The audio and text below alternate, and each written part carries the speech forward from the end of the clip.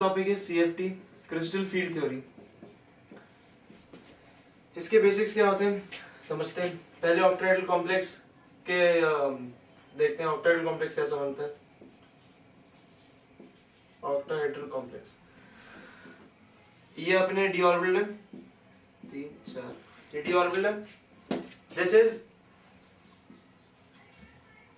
In its gaseous state. Gaseous state में ऐसा है मान लो, ठीक है ठीक है। ये जब वो बॉन्डेड स्टेट में, ठीक है, ये बॉन्डेड स्टेट में अब इसकी स्प्लिटिंग होती है। ये D5 है, ये जो D तीनों होते हैं ना, ये बेसिकली दो में डिवाइडेड होते हैं। D orbitals they divided into two, DXY, DZX and DXZ, और दूसरे होते हैं DZ² and DX² minus Y². These form T2G. These form EG. ठीक है, इन्हें कहते हैं एक्सियल, इन्हें कहते हैं इक्वेटोरियल। ठीक है, इन्हें एक्सियल कहते हैं, एक्सिस पे होते हैं इसलिए इनको एक्सियल कहते हैं। ये इन्हें इक्वेटोरियल कहते हैं क्योंकि इक्वेटर अलोंग एन इक्वेटर होते हैं। ठीक है, ये हो गया। अब क्या होता है जब एक ऑक्टाहेड्रल कॉम्प्लेक्स है, ये इसकी जब स्प्लिटिंग होती है तो ऐसी स्प्लिटिंग होती है। ठीक है, ये जो लाइन होती है central line, this is known as berry centre.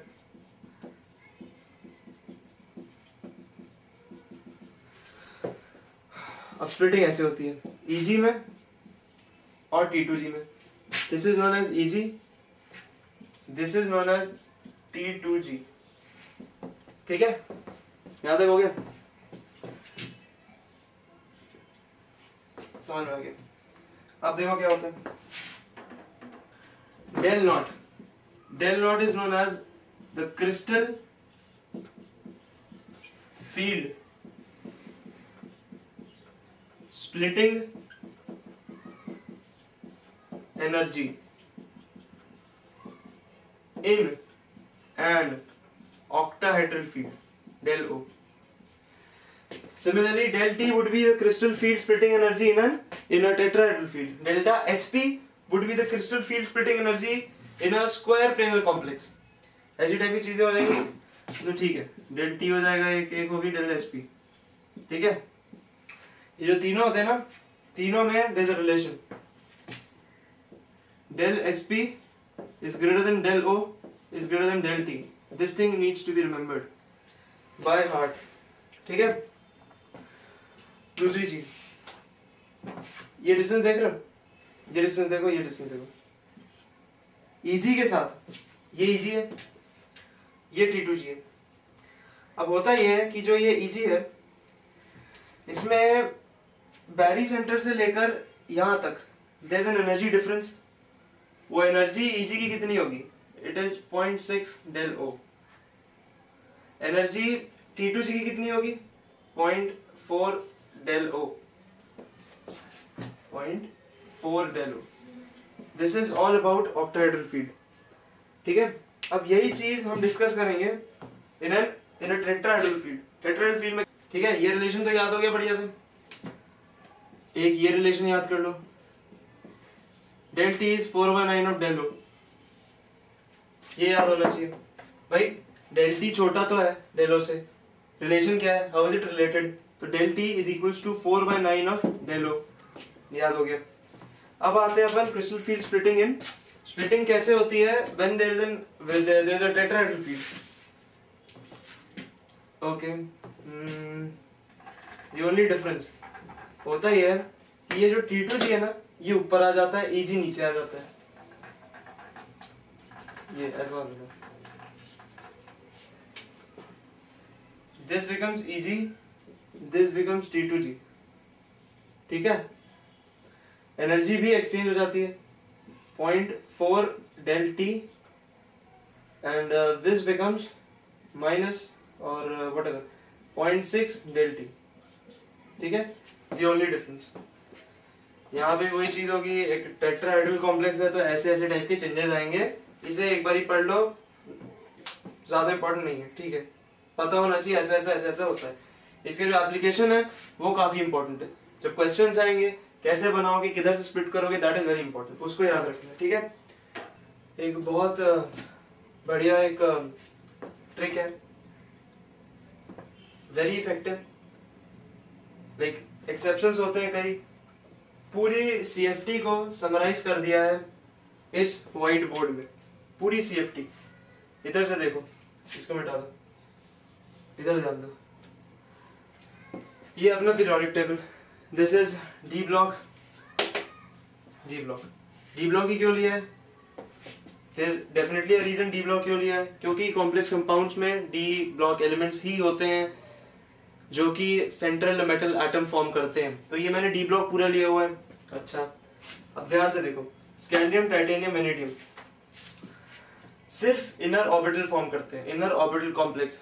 जहां पे भी स्कैंडियम, टाइटेनियम, वेनेडियम आया, सोचने की जरूरत नहीं है, that would be an inner orbital complex, चाहे जो हो, चाहे जो भी हो, कोऑर्डिनेशन नंबर 4 हो, कोऑर्डिनेशन नंबर 6 हो, इनर ऑर्बिटल कॉम्प्लेक्स बनना ही है। क्यों?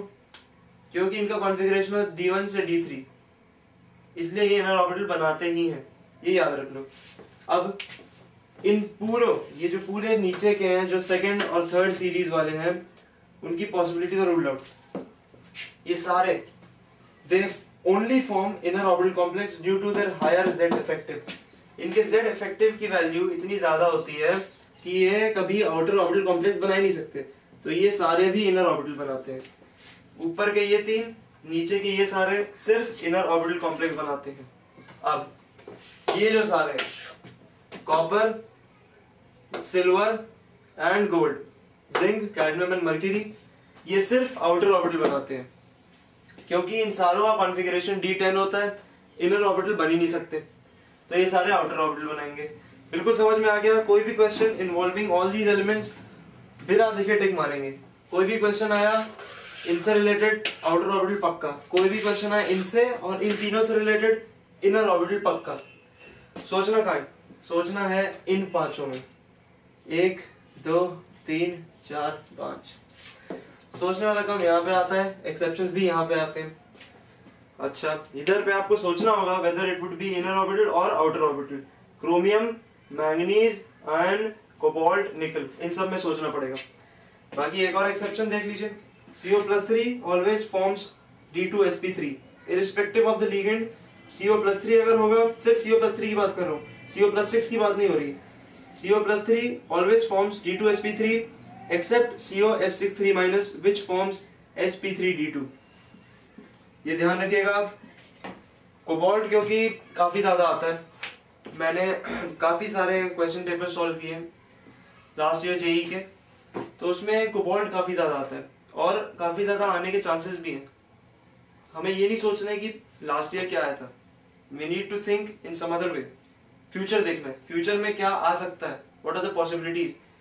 This is the most vulnerable element, cobalt.